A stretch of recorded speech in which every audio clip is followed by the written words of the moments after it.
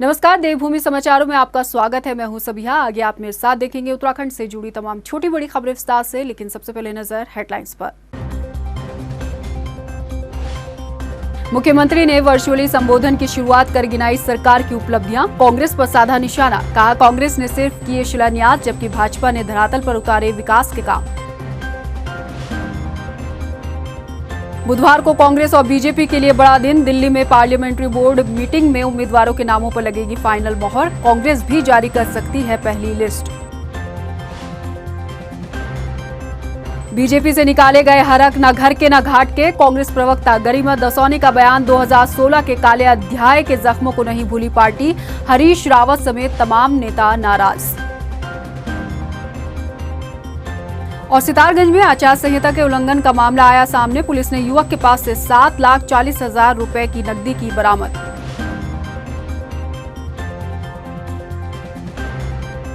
Headlines के बाद bulletin में खबरें विस्तार से। मुख्यमंत्री पुष्कर सिंह धामी ने आज देहरादून स्थित रेसकोर्स स्टूडियो से वर्चुअली कार्यकर्ताओं को संबोधित किया। इस मौके पर सीएम ने कार्यकर्ताओं को संबोधित करते हुए सरकार की जन कल्याणकारी योजनाओं के बारे में जानकारी दी, तो कांग्रेस पर भी निशाना साधने से सीएम नहीं चूके।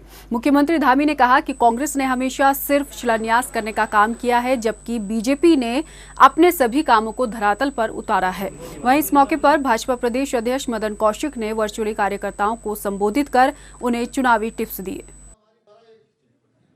देखिए, ये थोड़ा सा एक नया अनुभव है, लेकिन उसके बावजूद भी ऐसा लग नहीं रहा है। अभी आपके सामने हम लोग संबोधित कर रहे थे तो 20,000 से भी ज़्यादा लोग इसमें जुड़े हुए हैं। और ये जो वर्चुअल संवाद है, वर्चुअल जनसभा है, ये लाखों और करोड़ों लोगों तक पहुंचेगी, क्योंकि लगातार चलेगी।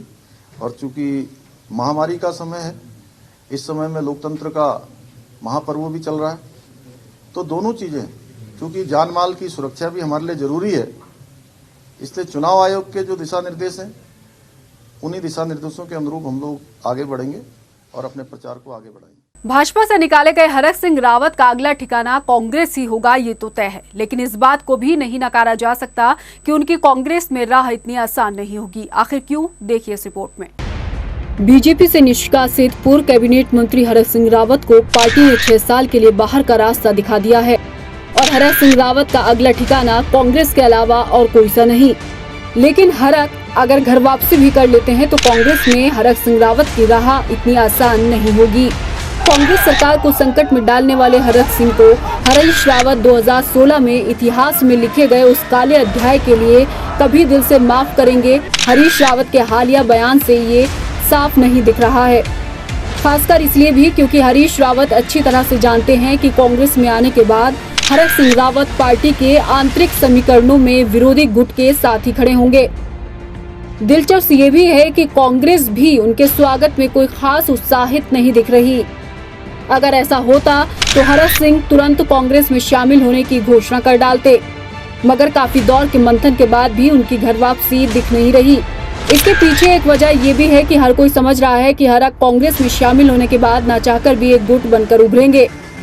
ऐसे हालात में उनकी नजदीकी हरीश रावत के खिलाफ सक्रिय गुटों के साथ ही रहनी तय है। हरक और हरीश रावत के रिश्तों की तलखी किसी से छिपी नहीं है। साल 2002 के पहले चुनाव में जब कांग्रेस सत्ता में आई, उस वक्त हरक सिंह रावत ने तत्कालीन प्रदेश अध्यक्ष हरीश रावत के विरोध में ही कांग्रेस में अपने सुरों को बुलंद किया था। अब ऐसे में बड़ा सवाल ये है कि हरक अगर कांग्रेस में आ भी जाते हैं तो हरक और हरीश रावत के बीच क्या तल्ख भरे रिश्ते दूर हो पाएंगे?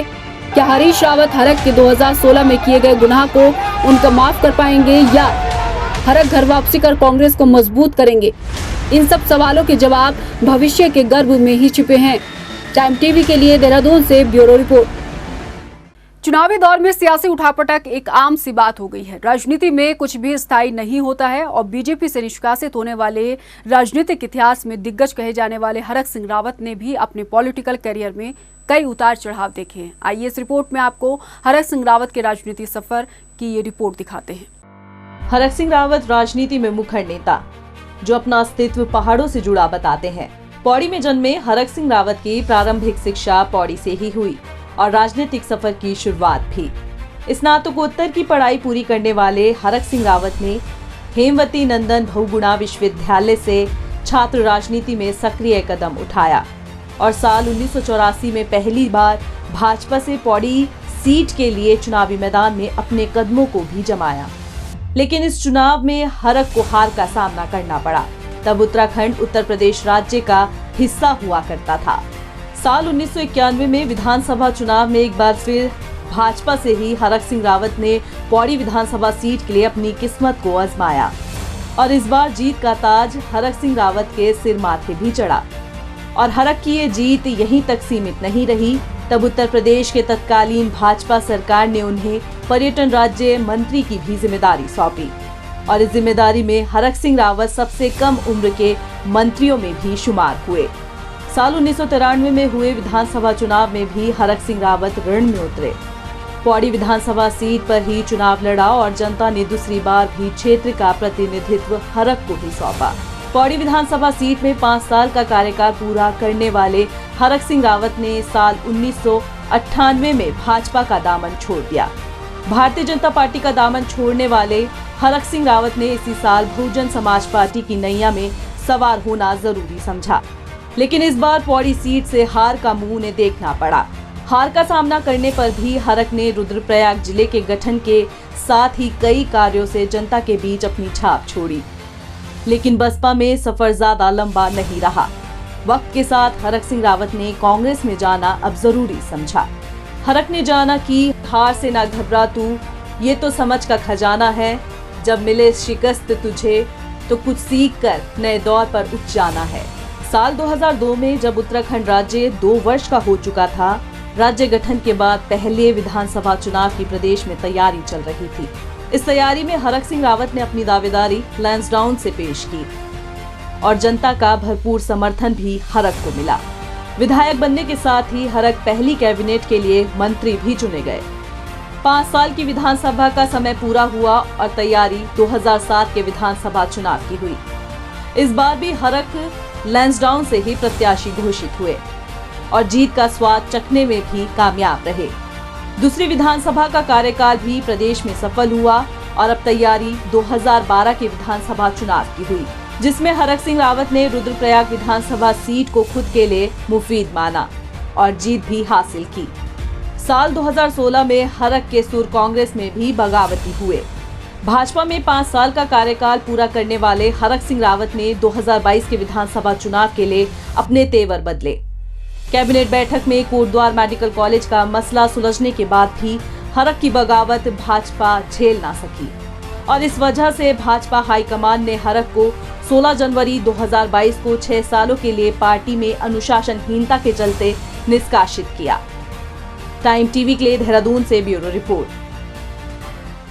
हरक सिंह रावत की घर वापसी की चर्चाओं के बीच कांग्रेस की गढ़वाल मीडिया प्रभारी गरिमा दसौनी ने कहा कि अभी कुछ भी आधिकारिक तौर पर साफ नहीं है कि वो कांग्रेस में शामिल होंगे या नहीं। गरिमा दसौनी ने 2016 के काले इतिहास के वाक़ये को दोहराते हुए कहा कि उस मंजर का काला अध्याय से जुड़े जख्म आज भी हरे हैं। उन्होंने इस मसले पर बीजेपी को आड़े हाथ लिया।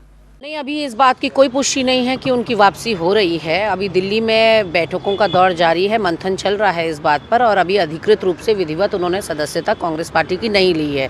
जहां तक आपने 2016 के वाक़ये की बात करी, उसके छाले और वो घाव अभी तक ताज़ा हैं हमारे दिलों में, क्योंकि एक लोकतांत्रिक तरीके से चुनी हुई सरकार को गिराया गया था। लेकिन ताली हमेशा 2 हाथों से बजती है और जितने इसमें अपराधी कांग्रेस के 10 लोग हैं, उतनी ही अपराधी भाजपा भी है। वहीं बुधवार को कांग्रेस भी अपने उम्मीदवारों की पहली लिस्ट जारी कर सकती है। काफी दिनों से प्रत्याशियों को लेकर चल रहे गहन मंथन को कल दिल्ली में हाईकमान अंतिम रूप देगा। उसके बाद पार्टी की तरफ से उम्मीदवारों की पहली सूची जारी होने की उम्मीद है। 2022 के विधानसभा चुनाव के रण में उतरी समाजवादी पार्टी ने अपने प्रत्याशियों की पहली लिस्ट जारी कर दी है, जिसमें 30 उम्मीदवारों के नाम फाइनल हो गए हैं। साथ ही पार्टी ने दूसरी लिस्ट जल्द जारी होने की भी बात कही, जिसमें 25 उम्मीदवारों के नाम पर मोहर लगेगी। इसके साथ ही समाजवादी पार्टी 21 जनवरी से वर्चुअली प्रचार प्रसार पर फोकस करेगी। देखिए, अभी जो प्रथम लिस्ट माननीय राष्ट्रीय अध्यक्ष जी ने निर्गत की है, उसमें कुमायूं मंडल के पर्वतीय क्षेत्रों के सभी जनपदों के नाम हैं और कुछ नाम गढ़वाल मंडल के हैं। 30 लोगों के नाम फाइनल हो गए हैं। 40 नाम अभी बाकी हैं। सेकेंड फेज में हमारी लगभग 25 नाम चले जाएंगे और 15 नाम उसके बाद भी हम रोकेंगे। प्रदेश में विधानसभा चुनाव नजदीक है, ऐसे में जनता की प्रत्याशियों से कई उम्मीदें हैं जो पिछले उम्मीदवारों ने पूरी नहीं की और यही कारण है कि रुड़की में पिरान कलियर विधानसभा में क्षेत्र की जनता विकास के काम न होने पर कांग्रेस विधायक हाजी फुरकान अहमद से खासा नाराज दिख रही है। जनता का आरोप है कि विधायक ने उनके हित में काम नहीं किए। 10 साल पूर्व फुरकान अहमद ने गांव में आके कोरोना काल के अंदर कोई आदमी के घर से किसी का हालचाल नहीं पूछा, कोई समस्या नहीं पूछी किसी की भी, और उसने ऐसी कोई सरकारी जैसे सड़क वगैरह है, आप देख लो गांव में आगे चारों तरफ गड्ढे वड्ढे हो रहे और वो रहा। रुड़की में 2022 के विधानसभा चुनाव के लिए ज्वाइंट मजिस्ट्रेट रिटर्निंग ऑफिसर ने सभी दल के प्रतिनिधियों से संवाद किया। संवाद में उन्होंने निर्वाचन आयोग की तरफ से जारी की गई गाइडलाइंस पर भी चर्चा की। इस दौरान सभी दल के प्रत्याशियों की घोषित होने के 48 घंटे के अंदर आपराधिक रिकॉर्ड का ब्यौरा देने के लिए भी कहा गया। देखिए, इलेक्शन इज अ प्रोसेस जहां हमें उन्हें इनेबल करना है, तो हमने कोशिश तो ये करी है, वो सारे प्राविधानों का वो करेंगे। यदि देखिए उसमें टाइमलाइन रहती हो तो ऑटोमेटिक ट्रिगर्स है, एक्शन विल बी टेकन। अगर कोई भी चीज़ अगर मिस आउट होती है किसी भी पॉलिटिकल पार्टी या कैंडिडेट से, then the action will be taken accordingly as per the letter of the law. उधर विधानसभा चुनाव के मद्देनजर उत्तरकाशी जिले के पुरोला क्षेत्र में आईटीबीपी के जवानों ने फ्लैग मार्च निकाला। फ्लैग मार्च के दौरान जवानों ने लोगों को आदर्श आचार संहिता के पालन करने के साथ साथ प्रशासन का सहयोग और अपने मताधिकार का इस्तेमाल करने को लेकर भी जागरूक किया। इसके अलावा कोरोना से बचने के लिए कोविड गाइडलाइन का पालन करने की भी लोगों से अपील की गई। पौड़ी में आगामी विधानसभा चुनाव की तैयारियों के मद्देनजर चुनाव आयोग पेड न्यूज पर भी नजर रख रहा है। इसके संबंध में निर्वाचन आयोग की तरफ से पेड न्यूज पर बैठक आयोजित की गई, जिसमें मीडिया के अधिकारों के साथ ही भूमिका पर भी विचार विमर्श किया गया। विधानसभा निर्वाचन 2022 के दृष्टिगत पौड़ी जनपद में जो हमारा निर्वाचन का कार्य चल रहा है, अब तक की जो प्रगति हुई है और निर्वाचन आयोग से जो निर्देश प्राप्त हो रहे हैं उसका एक जानकारी देने के लिए हमने मीडिया के साथ में आज जो प्रतिनिधिगण हैं उनके साथ चर्चा किया है, उनको जानकारी साझा किया है। प्रमुख बिंदुओं की जानकारी जनता तक पहुंचाने का माध्यम जो मीडिया होता है उनके साथ ये बिंदु हमने डिस्कस किया है और आशा करते हैं कि इन सभी बिंदुओं की जानकारी जनता तक पहुंचाई जाएगी। प्रदेश में पुरानी पेंशन बहाली को लेकर प्रदर्शन अमूमन होते आए हैं, लेकिन हल अब तक नहीं निकला। बता दें आपको कि 80,000 कर्मचारियों की निगाहें चुनाव के मद्देनजर पार्टियों के घोषणा पत्र पर टिकी हुई हैं। राष्ट्रीय पुरानी पेंशन बहाली संयुक्त मोर्चा से सीताराम पोखरियाल का कहना है कि अगर घोषणा पत्र में इस बात का हल नहीं निकला तो इसका खामियाजा पार्टियों को भुगतना पड़ सकता है।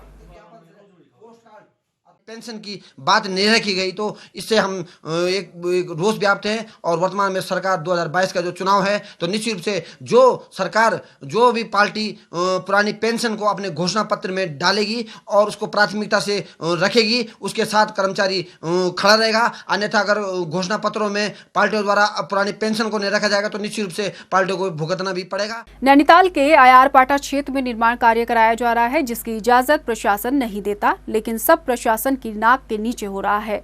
अवैध रूप से हो रहे इस निर्माण कार्य को लेकर नगर पालिका परिषद के सभासद मनोज जगाती ने बताया कि इसकी शिकायत जिला प्रशासन से लेकर प्राधिकरण के साथ मुख्यमंत्री पोर्टल पर भी की गई, लेकिन अब तक कोई कार्रवाई नहीं हुई है।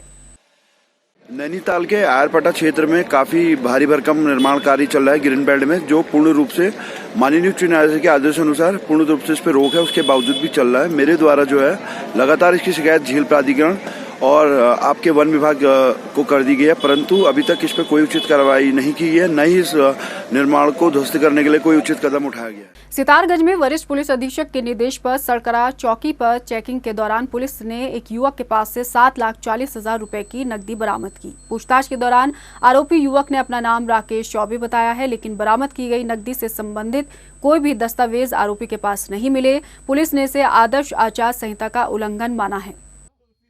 मेरे द्वारा सरकरा बैरियर पे पुलिस टीम के साथ चेकिंग की जा रही थी, तो हमारी की तरफ से एक गाड़ी आती दिखाई दी जिसकी चेकिंग की गई, तो उसमें 7,40,000 रुपये बरामद हुए, जिनके उनके पास कोई लेखा जोखा नहीं था। उनसे पूछा गया कि रुपए कहाँ से लाए, तो वो उस बारे में कुछ नहीं बता पाए। आदर्श आचार संहिता लगी हुई है, इसलिए रुपयों को सीज किया जा रहा है और अधिकारियों को सूचना। और अब बात करेंगे मौसम की। प्रदेश में कड़ाके की ठंड ने लोगों के लिए मुश्किलें बढ़ा दी हैं। सुबह के वक्त हो रहे कोहरे से विजिबिलिटी कम होने के कारण सड़कों पर गाड़ियों की रफ्तार थमती नजर आ रही है, तो हालात पहाड़ों पर भी मुश्किल भरे नजर आ रहे हैं। हालांकि आज देहरादून में थोड़ी राहत रही, धूप निकलने से लोगों को ठंड से राहत मिली है, लेकिन मौसम विभाग ने एक बार फिर प्रदेश भर में बारिश और बर्फबारी की संभावना जताई है, जिससे कड़ाके की ठंड आने वाले दिनों में लोगों को और सताएगी। ठंड के मद्देनजर प्रशासन अपनी तैयारियों को पुख्ता कर रहा है। आपको बता दें कि नैनीताल के बीडी पांडे राजकीय अस्पताल में रोगियों के साथ उनके तीमारदारों के लिए भी व्यवस्था प्रशासन ने की है। अस्पताल में हीटर, गीजर के साथ गर्म पानी भी मुहैया कराया जा रहा है। हल्द्वानी के आरटीओ रोड क्षेत्र में बीते दिन हुई फायरिंग का पुलिस ने खुलासा कर दिया है। एसएसपी पंकज भट्ट ने बताया कि जमीनी विवाद के चलते घटना को अंजाम दिया गया था। तीनों आरोपियों को पुलिस ने हिरासत में ले लिया है। इनके पास से पुलिस ने 3 अवैध असलहे भी बरामद किए हैं। अब आगे की कार्रवाई की जा रही है।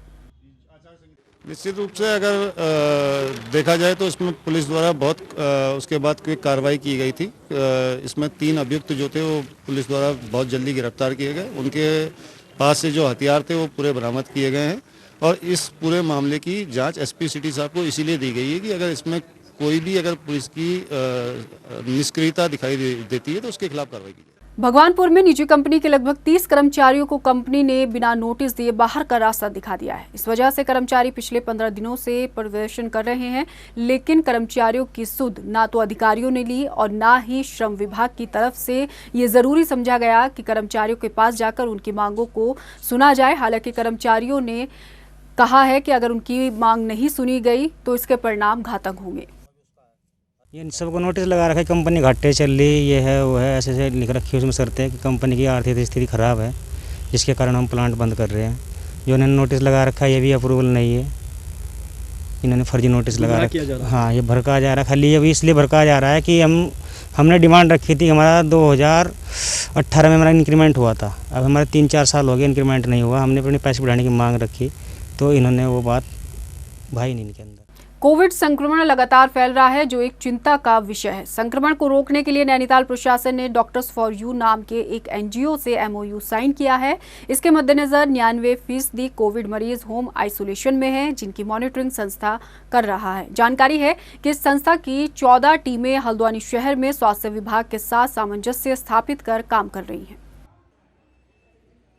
तो जितने भी पेशेंट हमारे या कोविड के पेशेंट अब होम आइसोलेशन में हैं, उनकी एक प्रॉपर मॉनिटरिंग हो, उनको सुपरविजन सही ढंग से कर सकें, उसके लिए हम लोगों ने इनके साथ एक एमओयू किया है। तो इनकी 4 टीमें जो हैं हल्द्वानी के 20 किलोमीटर के रेडियस में, जिसमें आपका हल्द्वानी, मोटा हल्दू, आपका लाल कुआं और नैनीताल के नीचे वाला पार्ट और कालाडूंगी, और धीरे धीरे हम पूरे डिस्ट्रिक्ट में इनके माध्यम से सारी मॉनिटरिंग करेंगे। जो स्वास्थ्य विभाग के साथ सामंजस्य बनाते हुए जितने भी हमारे होम आइसोलेशन में पेशेंट्स हैं उनकी प्रॉपर मॉनिटरिंग करेंगे। फिलहाल इस बुलेटिन में इतना ही, मुझे दीजिए इजाजत, लेकिन जाते जाते एक नजर हेडलाइंस पर। नमस्कार। मुख्यमंत्री ने वर्चुअली संबोधन की शुरुआत कर गिनाई सरकार की उपलब्धियां, कांग्रेस पर साधा निशाना। कहा कांग्रेस ने सिर्फ किए शिलान्यास, जबकि भाजपा ने धरातल पर उतारे विकास के काम। बुधवार को कांग्रेस और बीजेपी के लिए बड़ा दिन। दिल्ली में पार्लियामेंट्री बोर्ड मीटिंग में उम्मीदवारों के नामों पर लगेगी फाइनल मोहर। कांग्रेस भी जारी कर सकती है पहली लिस्ट। बीजेपी से निकाले गए हरक न घर के न घाट के। कांग्रेस प्रवक्ता गरिमा दसौनी का बयान, 2016 के काले अध्याय के जख्मों को नहीं भूली पार्टी। हरीश रावत समेत तमाम नेता नाराज। और सितारगंज में आचार संहिता के उल्लंघन का मामला आया सामने। पुलिस ने युवक के पास से 7,40,000 रुपए की नकदी की बरामद।